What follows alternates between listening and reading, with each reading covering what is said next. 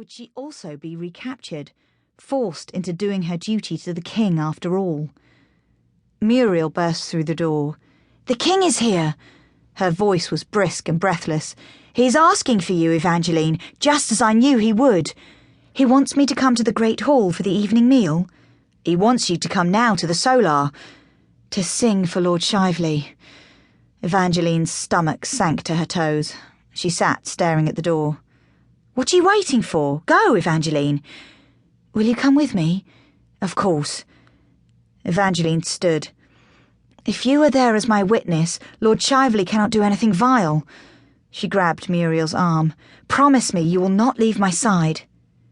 "Very well, I shall try." A flash of sympathy passed over Muriel's face, which only made Evangeline's stomach sink even more. They made their way through the castle and up the stairs that led to the Solar. Evangeline had never noticed before how grey the stones were, grey and hard and cold. When they reached the room, 2 guards stood outside the door. The guards opened it, then closed it behind Evangeline and Muriel. Richard was lounging in the largest chair, leaning back against the cushions. Evangeline and Muriel curtsied, bowing their heads. "My cousin, little Evangeline, come here." Richard held out his hand to her. Her heart beat fast as she approached her childhood friend, but she hardly recognized him anymore. Richard was the same height as Evangeline. His blonde hair was darker, less yellow than she remembered. Having just turned 18 years old, he had lost his soft, childlike facial features. Already he had dealt with killings and uprisings, not to mention he had been married for 2.5 years. There was a hardness around his eyes and mouth. Richard had seen the fighting during the peasants' uprising 3 years before, had actually witnessed some of his close advisers murdered. It must have been very hard for him. He was not without feeling, at least not when he was a boy. He squeezed her hand, then motioned to her right. "Lord Shiveley wishes to greet you." Evangeline barely glanced at Lord Shiveley before sinking into a quick curtsy. "My dear Evangeline, what a beauty you are, and always have been." He bowed over her hand. His wet lips touched her skin and her stomach turned. She tried to pull her hand out of his grasp, but he held on. The Earl of Shiveley had a head full of black hair streaked with white. His lips were thick and shiny.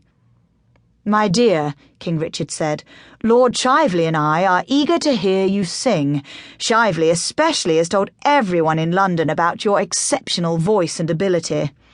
Evangeline glanced at Lord Shiveley and couldn't help but see the predatory look in his dark, deep-set eyes, something between masculine and animalistic. She shuddered. "And just in time, here are the musicians." 3 men entered the room, one carrying a hurdy-gurdy, another a lute, and another a flute. "What song do you prefer? They can play anything." Richard was smiling and leaning toward her.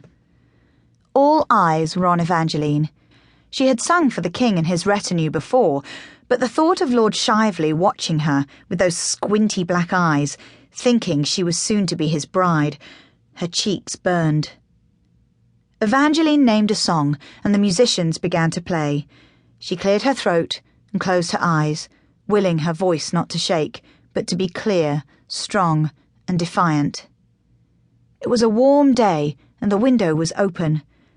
Evangeline imagined that her voice was carrying straight out that window and into the ears of people who would not only appreciate it, but who did not expect her to be their pawn, plaything, or anything else she did not wish to be. As she sang several verses, Evangeline kept her eyes focused out the window, on the trees well beyond, and the sky and clouds above those trees.